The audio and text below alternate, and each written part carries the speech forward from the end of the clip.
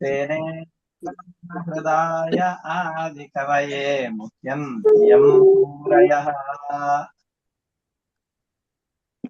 तेजो वारिमृदां यथा विनिमयो यत्र त्रिसर्गो मृषा धाम्ना स्वेन सदा निरस्तकुहकं सत्यं परं धीमहि निगमकल्पतरोर्गलितं फलं शुकमुखादमृतद्रवसंयुतम्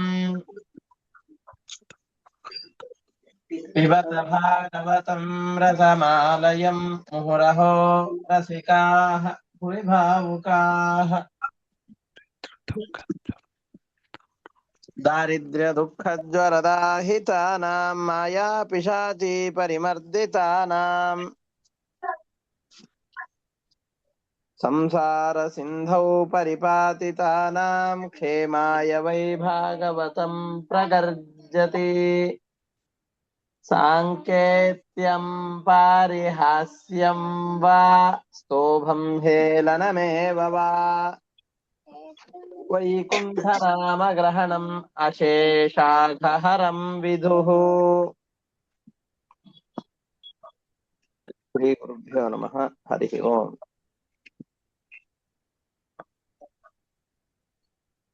ಇಲ್ಲಿಯವರೆಗೆ ಭಾಗವತದ 50ನೇ ಅಧ್ಯಾಯದ 10ನೇ ಸ್ಕಂದದ 50ನೇ ಅಧ್ಯಾಯದ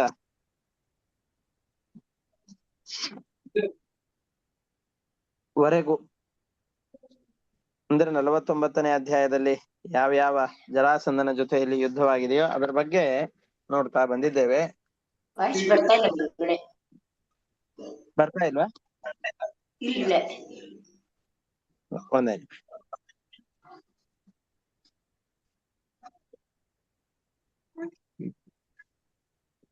ಈಗ ಬರ್ತಾ ಇದೆಯಾ?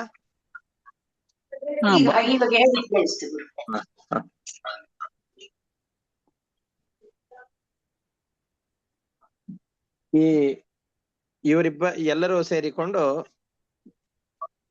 ಕೃಷ್ಣನ ಮೇಲೆ ಆಕ್ರಮಣವನ್ನು ಮಾಡಿದಾಗ ಕೃಷ್ಣ ಮತ್ತು ಅವನ ಯಾದವ ಸೈನ್ಯ ಅವರೆಲ್ಲರನ್ನ ಬಡಿದು ಹಾಕಿದೆ ಅನ್ನುವ ವಿಷಯಗಳನ್ನ ಹಿಂದಿನ ಪಾಠದಲ್ಲಿ ನಾವು ನೋಡಿದ್ದೇವೆ. ಮುಂದಿನ ಕಥೆ ಏನಾಯ್ತು? ಜರಾಸಂಧ ಹೊಡೆಸಿಕೊಂಡು ಹೋದವನು ಹಾಗೆ ಸುಮ್ನೆ ಆಗ್ಬಿಟ್ನಾ? ಇಲ್ಲ, ಜರಾಸಂಧನಿಗೆ ಮತ್ತಷ್ಟು ಕೋಪ ಬಂತು. ಜರಾಸಂಧ ಹಿಂದಿನ ಯುದ್ಧದಲ್ಲಿ ಏನೇನು ಸೋಲನ್ನು ಕಂಡಿದ್ದಾನೋ ಅದನ್ನ ಕ್ಷಣದಲ್ಲೂ ಯೋಚನೆ ಮಾಡ್ತಾ ರಾತ್ರಿ ಇಡೀ ಎಚ್ಚರವಾಗಿ ಇರ್ತಾ ಇದ್ದ.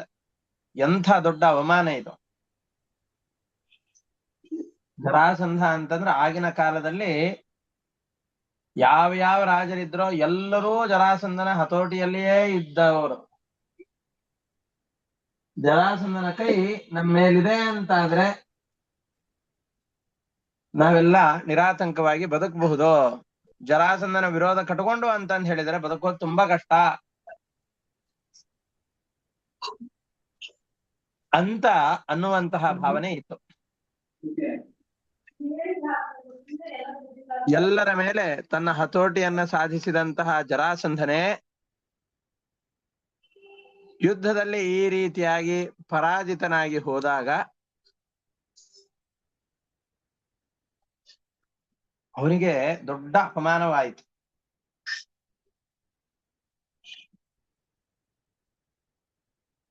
ಜರಾಸಂಧ ಹಿಂದಿನ ಯುದ್ಧದಲ್ಲಿ ಆದಂತಹ ಸೋಲನ್ನ ನೆನಪಿಸಿಕೊಂಡು 3 ತಿಂಗಳಲ್ಲಿ ಮತ್ತೆ ಅಷ್ಟೇ ದೊಡ್ಡದಾದಂತಹ ಬೃಹತ್ತರವಾದಂತಹ ಸೈನ್ಯವನ್ನ ಕಟ್ಟಿಕೊಳ್ತಾ ಇದ್ದಾನೆ. ತನ್ನ ಅಧೀನರಾಗಿ ಯಾವ ರಾಜರಿದ್ರೋ ಆ ಎಲ್ಲ ರಾಜರನ್ನ ಮತ್ತೆ ಕರೆ ಕಳಿಸಿ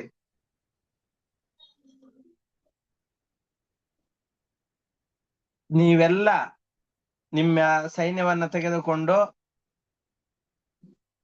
ನಾನು ಯುದ್ಧಕ್ಕೆ ಅಂತ ತೆರಳುವಾಗ ನನ್ನ ಜೊತೆಯಲ್ಲಿ ಬರಬೇಕು ಅಂತ ಜರಾಸಂಧ ಅವರಿಗೆಲ್ಲ ಆದೇಶ ಮಾಡ್ತಾ ಇದ್ದಾನೆ.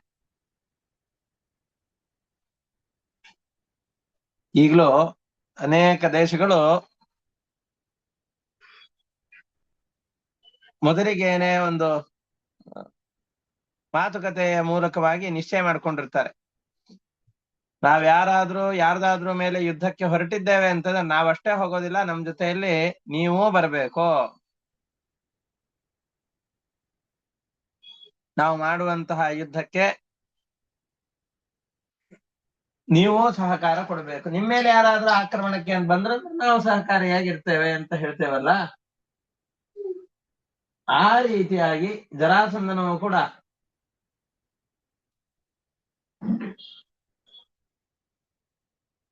ಅನೇಕ ಜನ ರಾಜರನ್ನ ತನ್ನ ಕೆಳಗಡೆಯಲ್ಲಿಟ್ಟುಕೊಂಡು ಅವರ ಜೊತೆಯಲ್ಲಿ ನಿಯಂತ್ರಣವನ್ನು ಮಾಡ್ಕೊಂಡು ನಿಂತಿದ್ದಾನೆ. ಅವ್ರಿಗೆಲ್ಲ ಹೇಳ್ತಾ ಇದ್ದಾನೆ,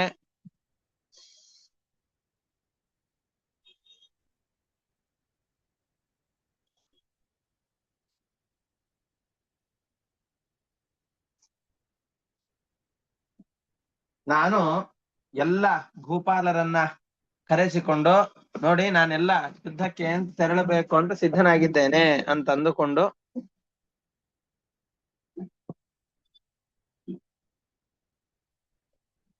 ಎಲ್ಲ ಸೈನ್ಯವನ್ನ ಕರೆದುಕೊಂಡು ಹೊರಡುತ್ತಾ ಇದ್ದಾನೆ. ಈ ಸೇಡಿನ ಕಿಚ್ಚು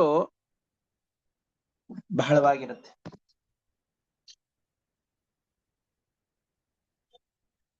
ತನ್ನ ಹಿಂದಿನ ಯುದ್ಧದಲ್ಲಿ ಸೋಲನ್ನ ಕಂಡಿದ್ದಾನೆ.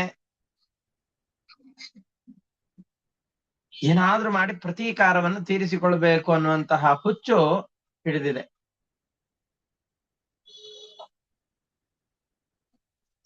ಎಲ್ಲ ರಾಜರನ್ನ ಕರೆಸಿಕೊಂಡು,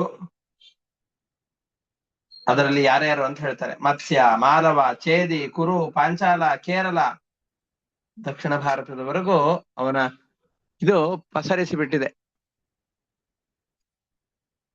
ಎಲ್ಲರನ್ನ ಸೇರಿಸಿಕೊಂಡು ಯುದ್ಧಕ್ಕೆ ಅಂತ ಮತ್ತೆ ಸಿದ್ಧನಾಗ್ತಾ ಇದ್ದಾನೆ. ಈ 50ನೇ ಅಧ್ಯಾಯದ ಮೊದಲಿನಿಂದ ನೋಡ್ತಾ ಇದ್ದೇವೆ. ತೃತೀಯೇ ಮಾಸಿ ಭೂಯಶ್ಚ ರಾಜ ಬರಹದ್ರಥೋ ಬಲಿ ದಿವಾನಿಶಂ ತಪ್ಯಮಾನಃ ಸ್ಮರನ್ ಪೂರ್ವ ಪರಾಭವಂ ಆಹೂಯ ಸರ್ವಭೂಪಾಲಾಂಚಕಾರ ಕಲಹೋದ್ಯಮಂ. ಅವ್ರಿಗೇನು ತೊಂದರೆ ಇಲ್ಲ ಕೃಷ್ಣನಿಂದ, ಆದ್ರೆ ಇವನು ಮಣ್ಣು ಮುಕ್ಕಿದ್ದಾನಲ್ಲ, ನನಗೆ ಸೋಲಾಗ್ಬಿಟ್ಟಿದೆ, ಆ ಕೃಷ್ಣನ ಎದುರಿನಲ್ಲಿ ಏನಾದ್ರೂ ಮಾಡಿ ಪ್ರತೀಕಾರವನ್ನು ತೀರಿಸಿಕೊಳ್ಬೇಕು ಅಂತನ್ನುವಂತಹ ಉದ್ದೇಶದಿಂದ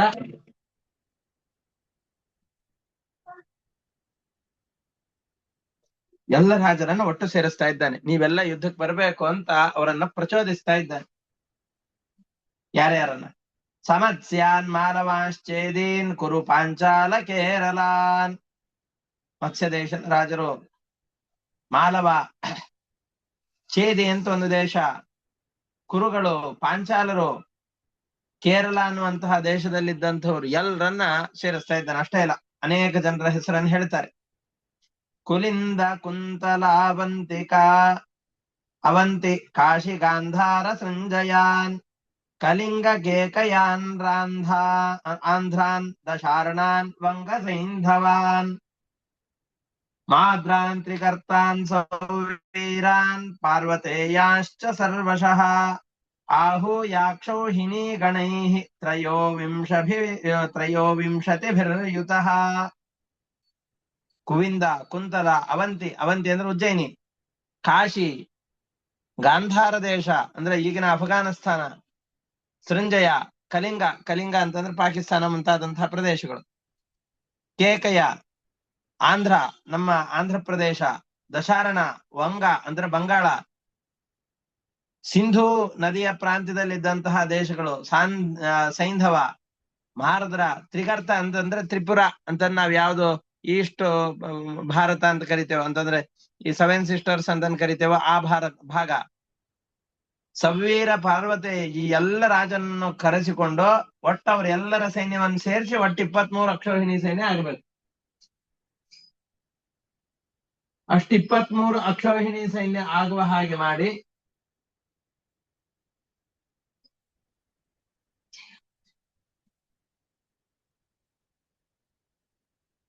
ಅವ್ರೆಲ್ಲರನ್ನ ಯುದ್ಧಕ್ಕೆ ಅಂತ ತಯಾರು ಮಾಡ್ತಾ ಇದ್ದಾನೆ. ತಯಾರು ಮಾಡಿಕೊಂಡು ಇವನ ಮೇಲೆ ಮಗಧ ರಾಜ್ಯವನ್ನು ಬಿಟ್ಟು ಅಲ್ಲಿಂದ ಮುಂದೆ ಪ್ರಯಾಣ ಮಾಡ್ತಾ ಇದ್ದಾನೆ. ಅವ್ರಿಗೆ ಯಾರಿಗೂ ಬರ್ಲಿಕ್ಕೆ ಅಷ್ಟಾಗಿ ಆಸೆ ಇಲ್ಲ. ಆದ್ರೂ ಬಲಾತ್ಕಾರವಾಗಿ ಸೆಳೆದುಕೊಂಡು ಬಾ ನನ್ನ ಜೊತೆಯಲ್ಲಿ ಯುದ್ಧಕ್ಕೆ ಅಂತಂದು ಹೇಳಿ ಅವರನ್ನು ಯುದ್ಧಕ್ಕೆ ಸೇರಿಸಿ ಕರೆದುಕೊಂಡು ಬರ್ತಾ ಇದ್ದಾನೆ. ಮಗಧ ರಾಜ್ಯವನ್ನ ದಾಟಿ ಮುಂದೆ ಹೋಗ್ತಾ ಇದ್ದಾರೆ. ದೊಡ್ಡ ಶಿಬಿರವನ್ನು ಹಾಕೊಂಡು ಯಮುನಾ ನದಿ ತೀರಕ್ಕೆ ಬಂದಿದ್ದಾರೆ. ಮಥುರಾ ಪಟ್ಟಣದ ಸಮೀಪದಲ್ಲಿ ಬಂದು ಶಿಬಿರವನ್ನು ಮಾಡಿಕೊಂಡು ರಾತ್ರಿ ಯುದ್ಧಕ್ಕೆ ಅಂತ ಸಿದ್ಧರಾಗಿ ನಿಂತಿದ್ದಾರೆ. ಈ ರಾಜರು ಎಲ್ಲೆಲ್ಲಿ ಹೋಗ್ತಾ ಇದ್ರಲ್ಲ, ಆ ರಾಜರು ಎಲ್ಲೆಲ್ಲಿ ಹೋಗ್ತಾರ ಅವ್ರ ಎಲ್ಲರ ಜೊತೆಯಲ್ಲಿ ಹೋಗ್ಲಿಕ್ಕೆ ಅಂತ ಸೂತರು, ಮಾಗಧರು, ವಂದಿಗಳು ಇವರೆಲ್ಲ ಏನು ಅಂತ ರಾಜನನ್ನ ಹೊಗಳಲಿಕ್ಕೋಸ್ಕರವಾಗಿ ಇರುವಂತವ್ರು ಇವರು.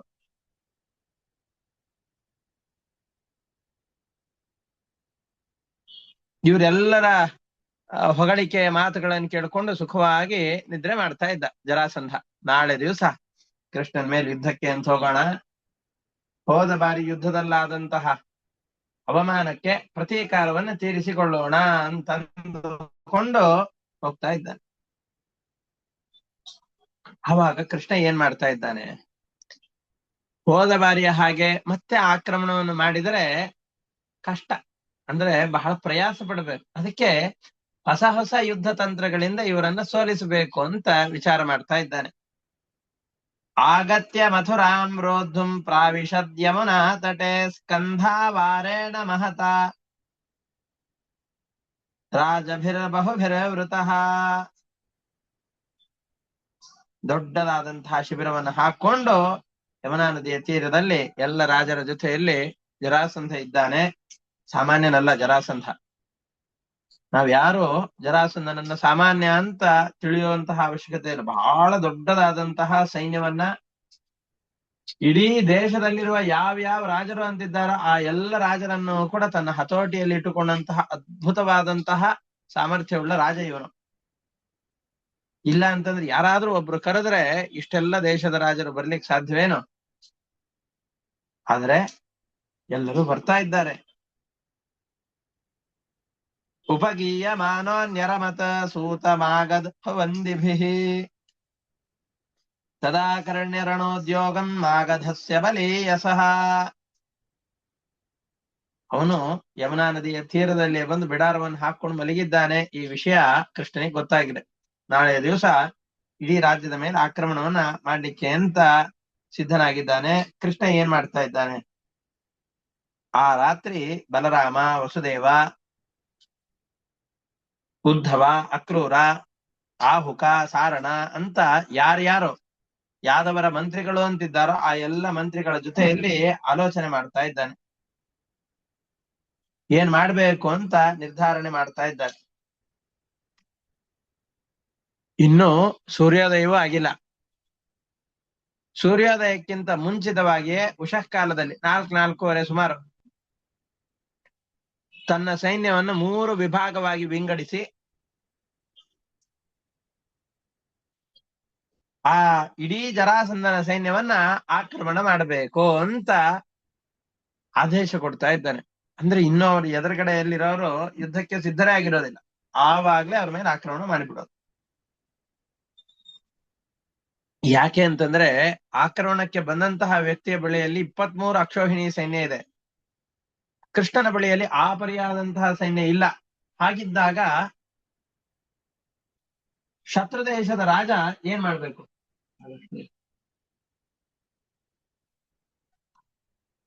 ಆಕ್ರಮಣಕ್ಕೆ ಒಳಗಾದವರು ಏನ್ ಮಾಡ್ಬೇಕು, ಯಾವ ರೀತಿಯಾಗಿ ಯುದ್ಧಕ್ಕೆ ಅಂತ ಸಿದ್ಧರಾಗಬೇಕು ಅನ್ನೋದನ್ನ ಜಗತ್ತಿಗೆ ತೋರಿಸಬೇಕು.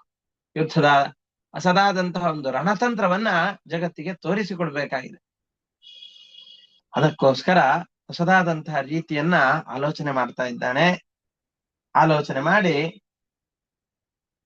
ಎಲ್ಲರನ್ನ 3 ವಿಭಾಗವಾಗಿ ಭಿನ್ನ ಭಿನ್ನವನ್ನಾಗಿ ಮಾಡಿ ಯುದ್ಧಕ್ಕೆ ಅಂತ ಕಳಿಸ್ತಾ ಇದ್ದಾನೆ.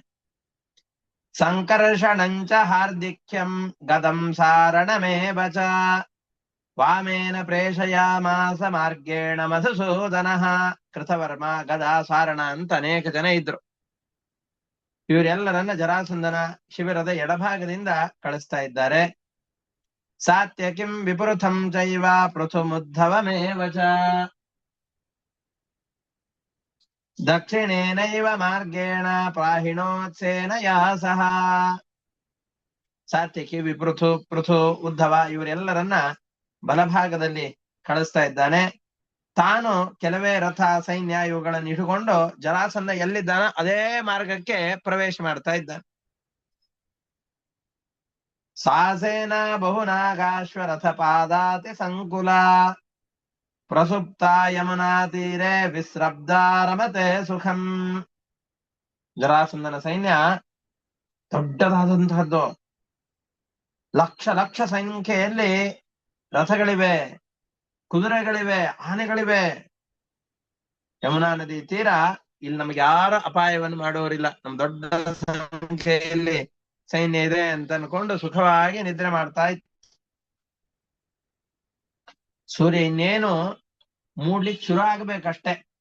ಕತ್ತಲ ನಿಧಾನವಾಗಿ ಕರಗುತ್ತಾ ಇದೆ. ಸೂರ್ಯ ನಿಧಾನವಾಗಿ ಆಕಾಶದಲ್ಲಿ ಏರ್ತಾ ಇದ್ದಾನೆ. ಹಕ್ಕಿಗಳು ಇನ್ನೂ ಗೂಡು ಬಿಟ್ಟು ತೆರಳಿಲ್ಲ. ಅಂದ್ರೆ 5:05 ಸುಮಾರಿಗೆ ನೀವೆಲ್ಲ ಹೊರಗಡೆ ವಾತಾವರಣವನ್ನು ಗಮನಿಸಿದರೆ ಹಕ್ಕಿ ಚಿಲಿಪಿಲಿ ಎಲ್ಲ ಗುಟ್ಟಿ ಹೊರಲಿಕ್ಕೆ ಪ್ರಾರಂಭವಾಗಿ ಬಿಡುತ್ತವೆ. ಹಕ್ಕಿಗಳಿನ್ನೂ ಹೊರಲಿಕ್ಕೆ ಸಿದ್ಧವಾಗಿಲ್ಲ.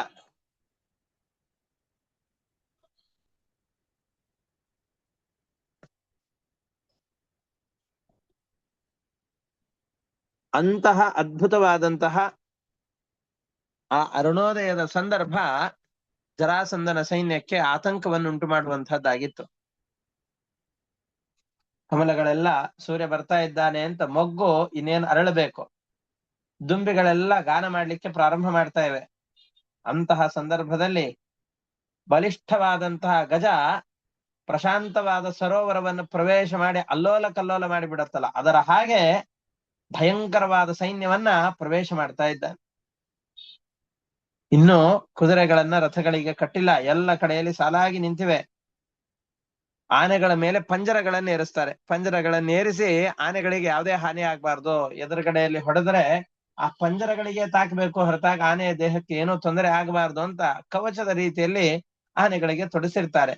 ಸೊಂಡಿಲುಗಳಿಗೆ, ಕೈ ಕಾಲು ಇಡೀ ದೇಹಕ್ಕೆಲ್ಲ ಆ ಕಬ್ಬಿಣದ ಪಂಜರಗಳನ್ನು ಹಾಕಿರ್ತಾರೆ ರಕ್ಷಣೆಗೋಸ್ಕರ ಅಂತ. ಅದು ಯಾವುದನ್ನ ಹಾಕಿಲ್ಲ, ಆಯುಧಗಳನ್ನು ಎತ್ತಿಕೊಂಡಿಲ್ಲ. ಧ್ವಜವನ್ನ ಆ ಒಬ್ಬೊಬ್ಬ ರಥಕ್ಕೆ ಒಂದೊಂದು ಧ್ವಜ ಅಂತಿರತ್ತೆ, ಆ ಧ್ವಜವನ್ನು ಕಟ್ಟಿಕೊಂಡಿಲ್ಲ. ಜರಾಸಂಧನ ಈ ಸೈನ್ಯ ಅನಿರೀಕ್ಷಿತವಾಗಿ ಆಕ್ರಮಣ ಮಾಡಿದಾಗ ಮೂರೂ ಕಡೆಯಲ್ಲೂ ಆಕ್ರಮಣವಾಗ್ತಾ ಇದೆ. ಯಾವುದೋ ಒಂದು ಕಡೆಯಿಂದ ತಪ್ಪಿಸಿಕೊಂಡು ಹೋಗೋಣ ಅಥವಾ ಆ ಕಡೆಯಿಂದ ಸಿದ್ಧವಾಗಿ ಬರೋಣ ಅಂತಂದ್ರೆ ಹಾಗಿಲ್ಲ, ಮೂರೂ ದಿಕ್ಕಿನಲ್ಲೂ ಕೂಡ ಆಕ್ರಮಣ ಕೃಷ್ಣನ ಕಡೆಯಿಂದ ಯಾವಾಗ ಆಯ್ತೋ ಆ ಸಂದರ್ಭದಲ್ಲಿ ಎಲ್ಲರ ರಾಜರ ಸೈನ್ಯದ ಸಮೂಹ ಎಲ್ಲ ದಿಕ್ಕೆಟ್ಟು ಹೋಗಿದೆ. ಏನ್ ಮಾಡ್ಬೇಕು ಅಂತ ಗೊತ್ತಾಗ್ತಾ ಇಲ್ಲ. ವಿಕಸತ್ಸು ಸರೋಜೇಶು ಗಾಯತ್ಸ್ವ ಲಿಕುಲೇಶು ಚ ಪ್ರವಿವೇಶ ಬಲಂ ಭೀಮಂ ಮಾಗಧೇಂದ್ರಸ್ಯ ದುರ್ಜಯಂ. ಜರಾಸಂಧನ ಭಯಂಕರವಾದಂತಹ ಸೈನ್ಯವನ್ನ ಕೃಷ್ಣ ಪ್ರವೇಶ ಮಾಡ್ತಾ ಇದ್ದಾನೆ. ಆ ಸಂದರ್ಭದಲ್ಲಿ ಜರಾಸಂಧನ ಸೈನ್ಯ ಹೇಗಿತ್ತು? ಹಯಾಶ್ಚ ಬದ್ಧ ವೈರಾಣಾಃ ಶ್ರೇಣೀಬದ್ಧ ಸಮಂತತಃ ಕುಂಜರಾಶ್ಚ ತದಾ ರಾಜನ್ ಅನಾರೋಪಿತ ಪಂಜರಾಃ. ಆನೆಗಳಿಗಿನ್ನೂ ಪಂಜರಗಳನ್ನು ಹಾಕಿರ್ಲಿಲ್ಲ, ಕುದುರೆಗಳಿಗೆ ಕಡಿವಾಣ ಹಾಕಿರ್ಲಿಲ್ಲ.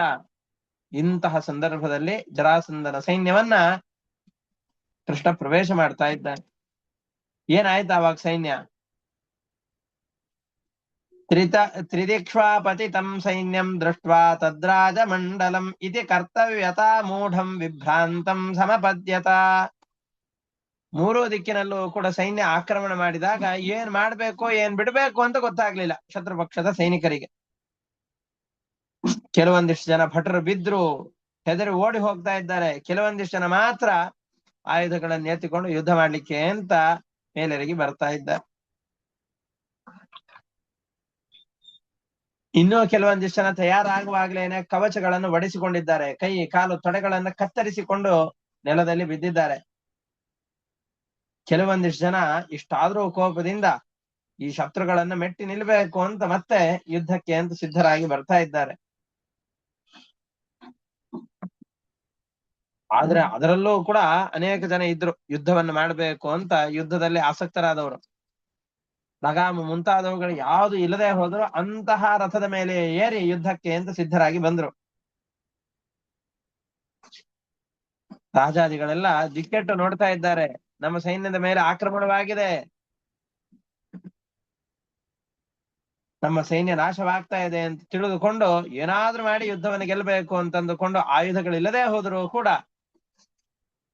ಸಿಕ್ಕ ಆಯುಧಗಳಿಂದ, ತಮ್ಮಲ್ಲಿರುವ ಅಲ್ಪವಾದ ಆಯುಧಗಳಿಂದಲೇನೆ ಯುದ್ಧಕ್ಕೆ ಅಂತ ಸಿದ್ಧರಾಗ್ತಾ ಇದ್ರು. ಇನ್ನು ಕೆಲವೊಂದಿಷ್ಟು ಜನ ರಾಜರು ಬದುಕಿದರೆ ಮುಂದಿನ ಸಾರ್ತಿ ಯುದ್ಧ ಮಾಡಬಹುದು ಅಂತಂದುಕೊಂಡು ಬದುಕಿನ ಆಸೆಯಿಂದ ದಟ್ಟವಾದಂತಹ ಅರಣ್ಯವನ್ನು ಪ್ರವೇಶ ಮಾಡ್ತಾ ಇದ್ದಾರೆ. ಕೇಚಿದ್ ವಿಸೃಜ್ಯ ಶಿಬಿರಂ ವಿವಿಶುರ್ಗಹನಂ ವನಂ ಕೇಚಿನ್ಮಾಗಧಮಾಸಾದ್ಯ ವಿಜಯಸ್ವೇತಿ ಚಾಬ್ರುವನ್.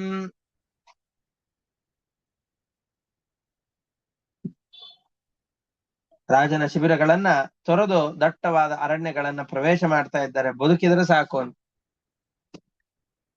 ಆಮೇಲೆ ಜರಾಸಂಧನಿಗೆ ಮೊದಲಿಗೇನೆ ಇವರನ್ನು ಕುರಿತು ತಿಳಿಸ್ಲಿಲ್ಲಲ್ಲ, ಜರಾಸಂಧ ಈ ತರನು ಯುದ್ಧ ಆಗ್ಬಹುದು, ಸಿದ್ಧರಾಗ್ಬಹುದು ಅಂತ, ಸಿದ್ಧರಾಗ್ಬೇಕು ಅಂತ ಜರಾಸಂಧ ಹೇಳಿಲ್ಲ. ಅದರಿಂದ ಜರಾಸಂಧನ ಮೇಲೆ ಕೆಲವೊಂದಿಷ್ಟು ಜನ ರಾಜರೆಲ್ಲ ಸಿಟ್ಟಾಗ್ತಾ ಇದ್ದಾರೆ. ಈ ಸಂದರ್ಭದಲ್ಲಿಯೇ ಒಂದೇ ಒಂದು ರಥವನ್ನು ಇಟ್ಟುಕೊಂಡು ಕೃಷ್ಣ ಜರಾಸಂಧನ ಸೈನ್ಯವನ್ನು ಪ್ರವೇಶ ಮಾಡ್ತಾ ಇದ್ದಾನೆ. ಆಯುಧಗಳನ್ನು ಹಿಡಿದುಕೊಂಡು ಯುದ್ಧ ಮಾಡಬೇಕು ಅಂತ ಹೊರಟಿದ್ದಾನೆ.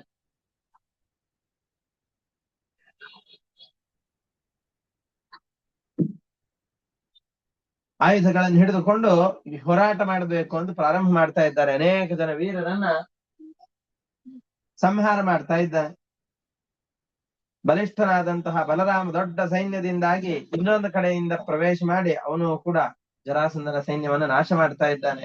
ಸಾತ್ಯಕಿ ಮುಂತಾದವರೆಲ್ಲರೂ ಕೂಡ ಆ ಜರಾಸಂಧನ ಸೈನ್ಯವನ್ನ ನಾಶ ಮಾಡ್ಲಿಕ್ಕೆ ಅಂತ ಸಿದ್ಧರಾಗಿದ್ದಾರೆ.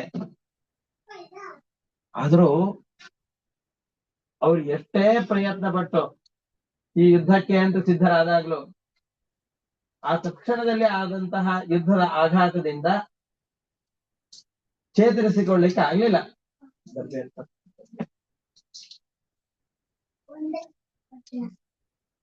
ಹಾಗಾಗಿ ಅವರು ಈ ಕೃಷ್ಣನ ಆಕ್ರಮಣವನ್ನ, ಆ ಯಾದವರ ಸೈನ್ಯದ ಆಕ್ರಮಣ ಏನಿದೆಯೋ ಆ ಆಕ್ರಮಣವನ್ನು ಪೂರ್ತಿಯಾಗಿ ತಡೆಯಲಿಕ್ಕಾಗಲಿಲ್ಲ.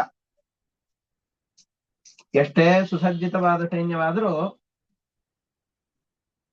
ಈ ಕೃಷ್ಣನ ಆ ತತ್ಕ್ಷಣದ ಆಘಾತದಿಂದ ದಿಕ್ಕೆಟ್ಟು ಹೋಗಿದೆ. ಯಾವ ಯಾದವರು ಯಾವ ದಿಕ್ಕಿನಲ್ಲಿ ಯುದ್ಧಕ್ಕೆ ಎಂದು ಸಿದ್ಧರಾಗಿ ತೆರಳಿದ್ರೋ ಆಯಾಯ ದಿಕ್ಕಿನಲ್ಲಿ ಅವರು ಶತ್ರುಗಳನ್ನು ಗೆದ್ದು ವಾಪಸ್ಸು ಬರ್ತಾ ಇದ್ದಾರೆ. ಎಲ್ರೂ ಓಡ್ ಹೋಗಿದ್ದಾರೆ. ಮತ್ತಿವರ ಆನೆಗಳು, ಕುದುರೆಗಳು, ಶಸ್ತ್ರಗಳು ಇವೆಲ್ಲವೂ ಕೂಡ ಉಳಿದುಕೊಂಡಿವೆ. ಆ ಎಲ್ಲ ಶಸ್ತ್ರಗಳನ್ನ, ಆಯುಧಗಳನ್ನ, ವಾಹನಗಳನ್ನ ತೆಗೆದುಕೊಂಡು ಮಥುರಾ ಪಟ್ಟಣಕ್ಕೆ ಕೃಷ್ಣ ಸಾಗಿಸ್ತಾ ಇದ್ದಾನೆ. ಹೀಗೆ ಬೇಕಾದಷ್ಟು ಬಟ್ಟೆಗಳು, ಚಾಮರ, ಕಿರೀಟ, ಬೇಕಾದಷ್ಟು ಬಂಗಾರ, ಬೆಳ್ಳಿ ಮುಂತಾದ ಆಭರಣಗಳು ಎಲ್ಲವನ್ನೂ ಕೂಡ ತನ್ನ ಮೇಲೆ ಆಕ್ರಮಣಕ್ಕೋಸ್ಕರ ಬಂದು, ವಸ್ತುತಃ ಕೃಷ್ಣನ ಸೈನ್ಯ ಅಷ್ಟು ದೊಡ್ಡದಾದದ್ದಲ್ಲ, ಚಿಕ್ಕದಾದ ಸೈನ್ಯದ ಮೇಲೆ ಹಗೆತನದಿಂದಾಗಿ ಯುದ್ಧ ಮಾಡ್ಲಿಕ್ಕೆ ಅಂತ ಬಂದಿದ್ದಾನಲ್ಲ ಜರಾಸಂಧ, ಅವನನ್ನ ಚೆನ್ನಾಗಿ ಹಿಡಿದು ಹಾಕಿ ಅವನ ಸೈನ್ಯವನ್ನೇ ಬಡದು ಆ ಸಂಪತ್ತಿನಿಂದಲೇನೆ ತನ್ನ ಮಥುರಾ ಪಟ್ಟಣವನ್ನ ಮತ್ತಷ್ಟು ಪ್ರಕಾಶಮಾನವಾಗಿ ಬೆಳೆಯುವ ಹಾಗೆ ಮಾಡ್ತಾ ಇದ್ದಾನೆ. ಛತ್ರಾಣಿ ಹೇಮಾಂಬರ ರತ್ನ ಮಿಶ್ರಿತಾನ್ಯನೇಕ ವಾಲವ್ಯಜನಾನಿ ಮಾಧವ ಕಿರೀಟ ಪಟ್ಟಾಂಗದ ಕುಂಡಲಾಂಕುಶಾನ್ಯವಾಪ ಕೃಷ್ಣೋ ಗಣಿತಾನಿ ಸಂಯುಗೆ. ಈ ಯುದ್ಧದಲ್ಲಿ ಇಷ್ಟೆಲ್ಲ ಆಯುಧಗಳನ್ನ ವಾಪಸ್ ಪಡಿತಾ ಇದ್ದಾನೆ ಜರಾಸಂಧ. ಹೀಗೆ ಬಾರಿಯಾಗಿ ಕೃಷ್ಣನ ಸೈನ್ಯದ ಮೇಲೆ, ಕೃಷ್ಣನ ಪಟ್ಟಣದ ಮೇಲೆ ಯುದ್ಧವನ್ನು ಮಾಡಬೇಕು ಅಂತ ಬರೋದು. ಪ್ರತಿ ಬಾರಿಯೂ ಕೂಡ ಸೋತುಕೊಂಡು ಹೋಗ್ತಾ ಇದ್ದ. ಕೃಷ್ಣನನ್ನ ಇಲ್ಲ ಅಂತ ಮಾಡಬೇಕು ಅಂತಂದುಕೊಂಡು ಕೃಷ್ಣನ ಮೇಲೆ ಆಕ್ರಮಣ ಮಾಡ್ತಾ ಇದ್ದಾನೆ. ಆದ್ರೆ ಪ್ರತಿ ಬಾರಿಯೂ ಕೂಡ ಕೃಷ್ಣನ ಎದುರಿನಲ್ಲಿ ಯುದ್ಧವನ್ನು ಮಾಡ್ಲಿಕ್ಕಾಗದೇನೆ ಸೋತು ಹಿಮ್ಮೆಟ್ಟಿ ಹೋಗ್ತಾ ಇದ್ದಾನೆ. ಅದನ್ನ ಈ ಶ್ಲೋಕದಲ್ಲಿ ಹೇಳ್ತಾ ಇದ್ದಾರೆ, ಕೊನೆಯ ಶ್ಲೋಕದಲ್ಲಿ. ಹಲಾಯುಧೋ ಮಾಗಧ ಕೋಶ ವಾಹನ ಪ್ರಜಾವರೋಧಾಯುಧ ಭೂಷಣಾಧಿಕಂ ನಿಯೋಜಿತ ಕಂಸಭಿದಾ ರಣಾರ್ಜಿತಂ ಯದು ಪ್ರವೀರಾಯ ಧನಂ ನ್ಯವೇದಯತ್. ಈ ಎಲ್ಲ ಸಂಪತ್ತುಗಳೇನಿತ್ತೋ ಆ ಸಂಪತ್ತುಗಳನ್ನ ತಾನೇ ಇಟ್ಕೊಳ್ಳಿಲ್ಲ ಕೃಷ್ಣ. ಆ ಯದುವಂಶದ ರಾಜನಾದಂತಹ ಉಗ್ರಸೇನಿಗೆ ಈ ಎಲ್ಲ ಸಂಪತ್ತುಗಳನ್ನ ಒಪ್ಪಿಸ್ತಾ ಇದ್ದಾನೆ. ಒಪ್ಪಿಸಿ ಮತ್ತೆ ರಾಜ್ಯದ ಜನರು ನಿರಾತಂಕವಾಗಿ ಬದುಕುವ ಹಾಗೆ ಮಾಡ್ತಾ ಇದ್ದಾನೆ. ಇಷ್ಟಕ್ಕೆ 50ನೇ ಅಧ್ಯಾಯದ ಒಟ್ಟಾರೆ ಭಾವಾರ್ಥ ಮುಕ್ತಾಯವಾಗತ್ತೆ. ಇದಾದ್ಮೇಲೆ ಮತ್ತೆ 4ನೇ ಬಾರಿಯ ಯುದ್ಧದ ವಿಷಯವನ್ನು ಹೇಳ್ತಾರೆ. ಹಿಂದಿನ ಪಾಠದಲ್ಲಿ ನೋಡಿದ್ದು ಮೊದಲನೇ ಯುದ್ಧದ್ದು. ಆ 3 ತಿಂಗಳ ಒಳಗಡೆಯಲ್ಲಿ ಮತ್ತೊಮ್ಮೆ ಯುದ್ಧಕ್ಕೆ ಹೋಗಿ ಬಂದಿರ್ತಾನೆ, ಅವಾಗ್ಲೂ ಸೋತಿರ್ತಾನೆ. 3ನೇ ಯುದ್ಧದ್ದು ಇವತ್ತಿನ ಪಾಠದಲ್ಲಿ ಆಯ್ತು. ಈಗ 4ನೇ ಯುದ್ಧದ ಬಗ್ಗೆ ಹೇಳ್ತಾ ಹೋಗ್ತಾ ಇದ್ದಾರೆ. ಇಷ್ಟನ್ನು ಹೇಳ್ತಾರೆ. ಇದು ಆದ್ಮೇಲೆ ಮತ್ತೆ ಈಗ ಯುದ್ಧದ್ದು ವಿಷಯವನ್ನು ಹೇಳೋದಿಲ್ಲ. ಇನ್ನೂ ಒಂದ್ ಸ್ವಲ್ಪ ಆದ್ಮೇಲೆ 18, 19ನೇ ಯುದ್ಧದ ಬಗ್ಗೆ ಹೇಳ್ತಾರೆ. ಮಧ್ಯದ ಎಲ್ಲ ಯುದ್ಧಗಳು ಕೂಡ ಇದೇ ರೀತಿಯಾಗಿ ಕೃಷ್ಣ ಅವ್ರ ಮೇಲೆ ಅನಿರೀಕ್ಷಿತವಾದ ಆಕ್ರಮಣಗಳು ಇದೆಲ್ಲವನ್ನ ಮಾಡಿ ಶತ್ರು ಸೈನ್ಯದವರನ್ನ ಸೋಲಿಸಿದ ಅಂತ ಈ ವಿಷಯಗಳು ಬರ್ತಾ ಹೋಗುತ್ತೆ. ಈ ಸಂದರ್ಭದಲ್ಲಿ ಈ ಬಲಿಚಕ್ರವರ್ತಿಯ ಮಗ ಒಬ್ಬ ಬಾಣಾಸುರ ಅಂತಿದ್ದ. ಗುರುಗಳೇ, ಒಂದೇ ನಿಮಿಷ ಗುರುಗಳೇ, ಇದು ಯಾವ ಶ್ಲೋಕ ಅಂತ ಸ್ವಲ್ಪ ನನಗೆ ಇದು ಕನ್ಫ್ಯೂಸ್ ಆಗ್ತಾ ಉಂಟು. ನಾನು ಅದು ಎಷ್ಟು ಚಾಪ್ಟರ್, ಯಾವ ಚಾಪ್ಟರ್ ಗುರುಗಳೇ ಅದು? 51 or 52? ಅಂದ್ರೆ ಒಂದೊಂದು ಪುಸ್ತಕದಲ್ಲಿ ಒಂದೊಂದು ರೀತಿಯಾಗಿದೆ.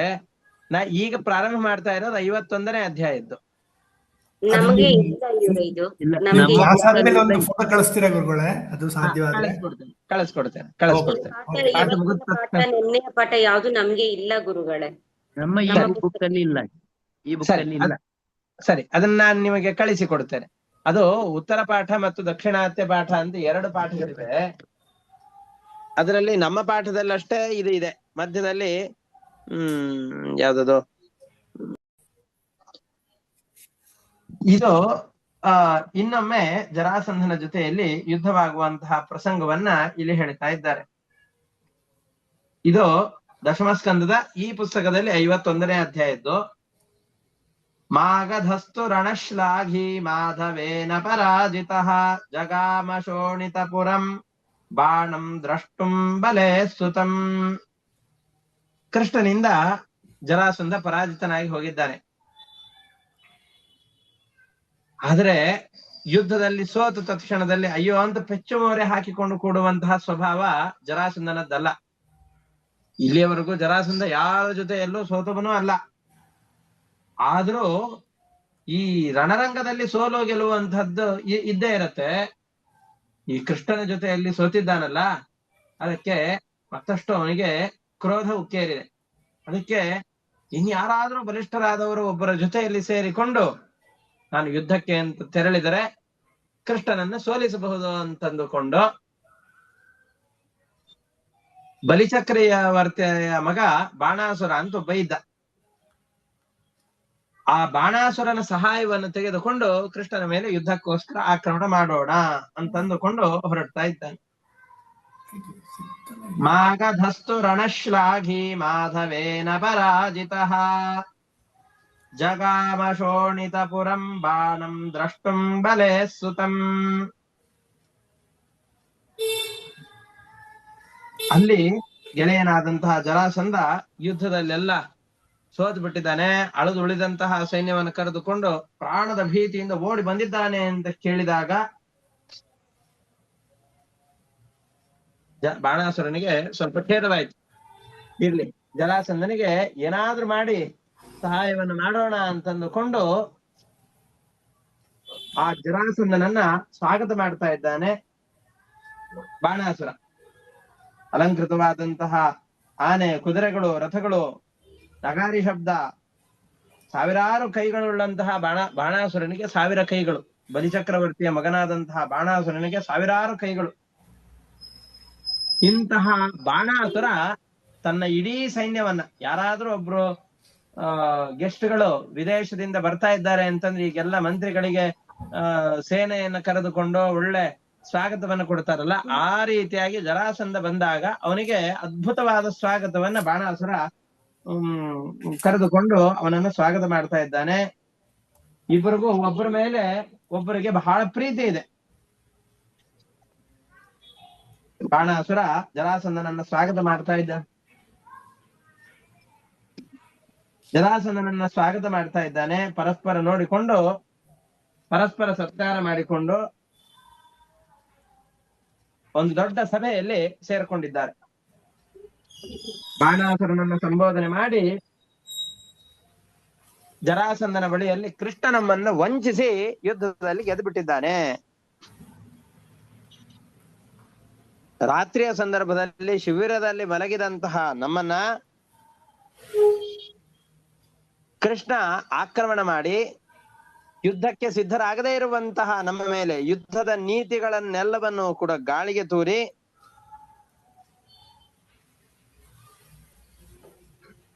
ಮದಭರಿತವಾದಂತಹ ನಮ್ಮ ಆನೆಗಳು, ಕುದುರೆ, ಅವು ಇವು ಏನಿದ್ವು ಆ ಎಲ್ಲ ರಥಗಳನ್ನ, ಆ ಸಂಪತ್ತು ಏನಿತ್ತು ಆ ಎಲ್ಲ ಸಂಪತ್ತುಗಳನ್ನ ಅಪಹಾರ ಮಾಡಿಬಿಟ್ಟಿದ್ದಾನೆ ಅಂತ ಈ ರೀತಿಯಾಗಿ ಕೃಷ್ಣನ ಮೇಲೆ ಆಕ್ಷೇಪ ಮಾಡ್ತಾ ಇದ್ದಾನೆ. ಆದ್ರೆ ಗಮನಿಸಬೇಕಾದ ಅಂಶ ಏನು ಅಂತಂದ್ರೆ, ಕೃಷ್ಣ ಅವನನ್ನ ರಾತ್ರಿಯ ಸಂದರ್ಭದಲ್ಲಿ ಆಕ್ರಮಣ ಮಾಡಿದ್ದೇ ಅಲ್ಲ. ಕೃಷ್ಣ ಅವನ ಮೇಲೆ ಆಕ್ರಮಣ ಮಾಡಿದ್ದು ಹಗಲು ಹೊತ್ತಿನಲ್ಲಿ. ನಾವು ಅದನ್ನ ಇವತ್ತಿನ ಪಾಠದ ಪ್ರಾರಂಭದಲ್ಲಿ ನೋಡಿದ್ದೇವೆ. ಹಗಲು ಹೊತ್ತಿನಲ್ಲಿ ನಿದ್ದೆ ಮಾಡೋದು ದೊಡ್ಡ ಅಧರ್ಮ. ಇದು ಅಧರ್ಮ ಮಾಡಿ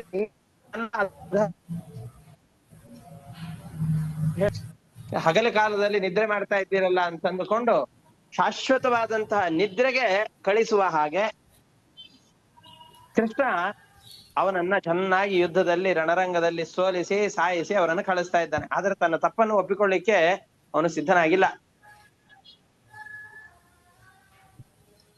ಹೀಗೆ ಒಟ್ಟಾರೆ ಕೃಷ್ಣನ ಮೇಲೆ ಇದು ಇಲ್ಲದೇ ಇರುವಂತಹ ಮಿಥ್ಯಾಪವಾದಗಳನ್ನ ಇವನು ಹೊರಸ್ತಾ ಇದ್ದಾನೆ.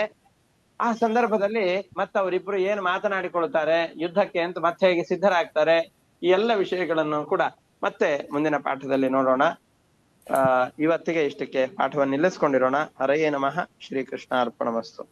ಅನೇನ ಭಾವಿ ಯತ್ ಪುಣ್ಯಂ ತೇನ ಪ್ರೀಣಾದು ಕೇಶವ. ಹರಯೇ ನಮಃ. ಶ್ರೀಕೃಷ್ಣ ಅರ್ಪಣಮಸ್ತು.